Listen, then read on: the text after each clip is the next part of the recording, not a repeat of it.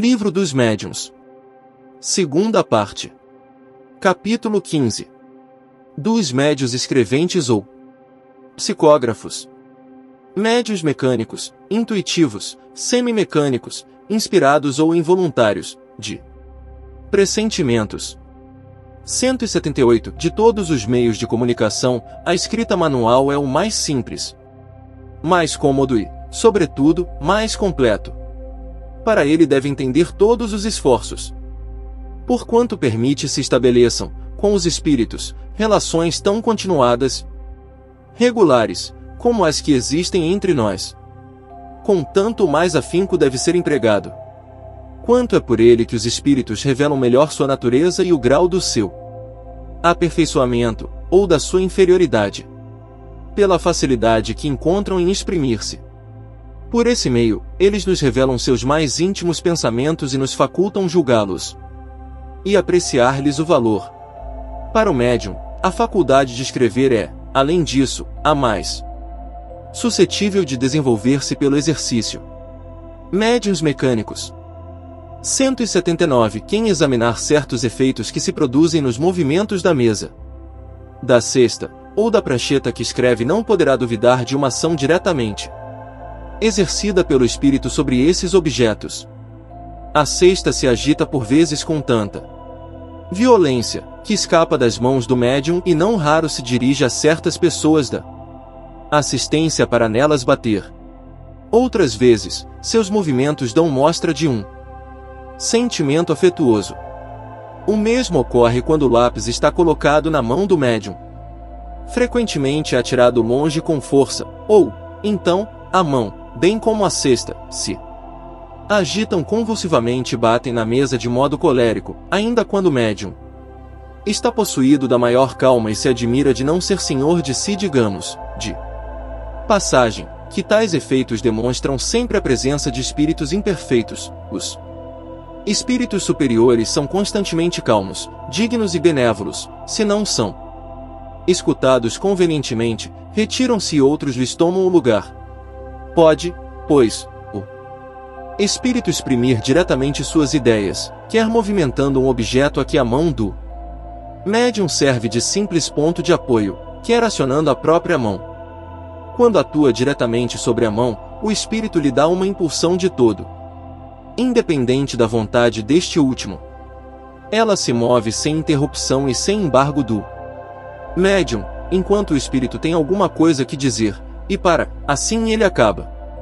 Nesta circunstância, o que caracteriza o fenômeno é que o médium não tenha menor consciência do que escreve. Quando se dá, no caso, a inconsciência absoluta, tem-se os médiuns chamados passivos ou mecânicos. E preciosa é esta faculdade, por não permitir dúvida alguma sobre a independência do pensamento daquele que escreve. Médiuns intuitivos. 180. A transmissão do pensamento também se dá por meio do espírito do médium, ou, melhor, de sua alma, pois que por este nome designamos o espírito encarnado. O espírito livre, neste caso, não atua sobre a mão, para fazê-la escrever, não a toma, não a guia. Atua sobre a alma, com a qual se identifica. A alma, sob esse impulso, dirige a mão e esta dirige o lápis. Notemos aqui uma coisa importante, é que o espírito livre não se substitui à alma, visto que não a pode deslocar. Domina-a, malgrado seu, e lhe imprime a sua vontade. Em tal circunstância, o papel da alma não é o de inteira passividade, ela recebe o pensamento do espírito livre e o transmite. Nessa situação, o médium tem consciência do que escreve, embora não exprima o seu próprio pensamento. E o que se chama médium intuitivo. Mas, sendo assim, dir-se-á, nada prova seja um espírito estranho quem escreve, não o do médium. Efetivamente, a distinção é às vezes difícil de fazer-se, porém, pode acontecer que isso pouca importância apresente.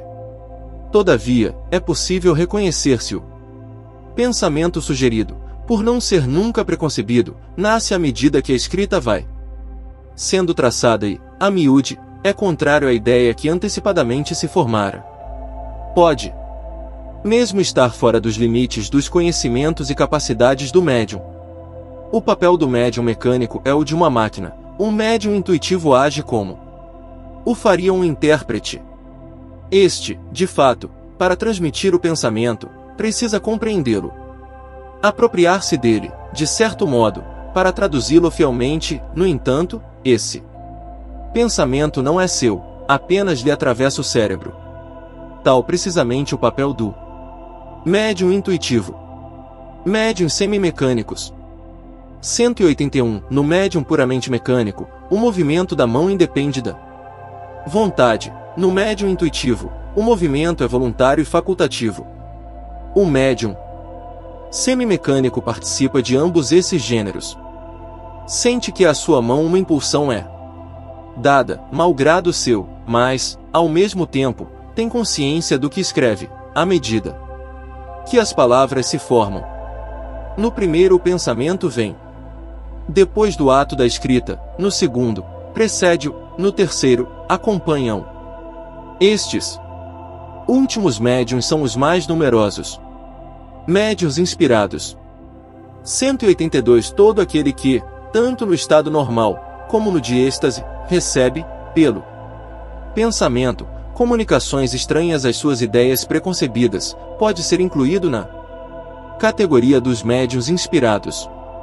Estes, como se vê, formam uma variedade da mediunidade intuitiva, com a diferença de que a intervenção de uma força oculta é aí muito menos sensível, por isso que, ao inspirado, ainda é mais difícil distinguir o pensamento próprio do que lhe é sugerido. A espontaneidade é o que, sobretudo, caracteriza o pensamento deste último gênero. A inspiração nos vem dos espíritos que nos influenciam para o bem ou para o mal, porém, procede, principalmente, dos que querem o nosso bem e cujos conselhos muito a miúde cometemos o erro de não seguir. Ela se aplica, em todas as circunstâncias da vida, às resoluções que devamos tomar. Sob esse aspecto, pode dizer-se que todos são médiuns, porquanto não há quem não tenha seus espíritos protetores e familiares, a se esforçarem por sugerir aos protegidos salutares ideias. Se todos estivessem bem compenetrados desta verdade, ninguém deixaria de recorrer com frequência à inspiração do seu anjo de guarda, nos momentos em que se não sabe o que dizer ou fazer.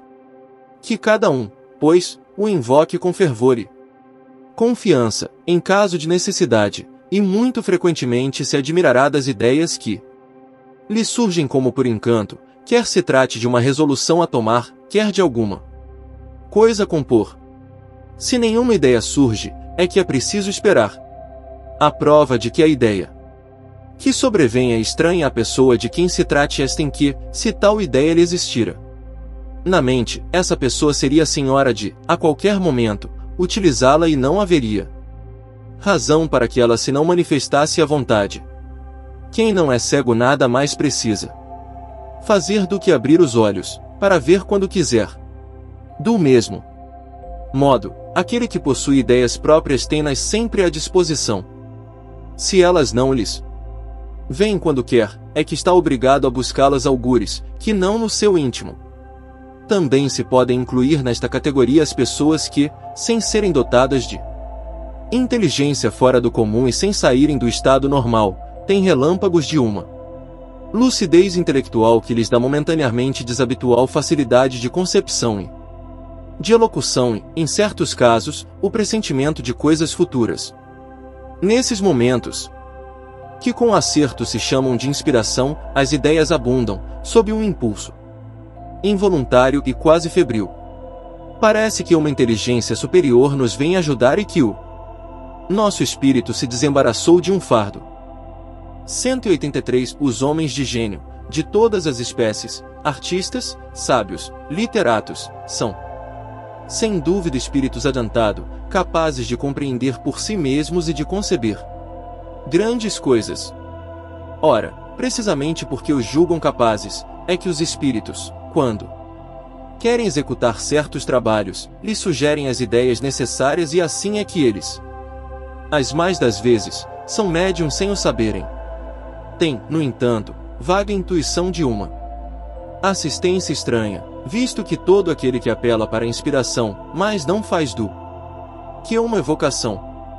Se não esperasse ser atendido, por que exclamaria, tão frequentemente, meu bom gênio, vem em meu auxílio?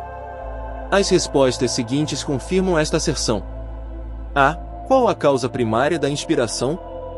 O espírito que se comunica pelo pensamento. B. A revelação das grandes coisas não é que constitui o objeto único da inspiração? Não, a inspiração se verifica, muitas vezes, com relação às mais comuns circunstâncias da vida. Por exemplo, queres ir a alguma parte, uma voz secreta te diz que não o faças, porque correrás perigo, ou, então, te diz que faças uma coisa em que não pensavas. É a inspiração. Poucas pessoas há que não tenham sido mais ou menos inspiradas em certos momentos. Se um autor, um pintor, um músico, por exemplo, poderiam, nos momentos de inspiração, ser considerados médiuns? Sim, porquanto, nesses momentos, a alma se lhes torna mais livre e como que, desprendida da matéria, recobra uma parte das suas faculdades de espírito e recebe mais facilmente as comunicações dos outros espíritos que a inspiram. Médiuns de pressentimentos. 184. O pressentimento é uma intuição vaga das coisas futuras. Algumas pessoas têm essa faculdade mais ou menos desenvolvida. Pode ser devida a uma espécie de dupla vista, que lhes permite entrever as consequências das coisas atuais e a filiação dos acontecimentos. Mas, muitas vezes, também é resultado de comunicações ocultas e, sobretudo neste caso, é que se pode dar aos que delas são dotados o nome de médiuns de pressentimentos que constituem uma variedade dos médiuns inspirados.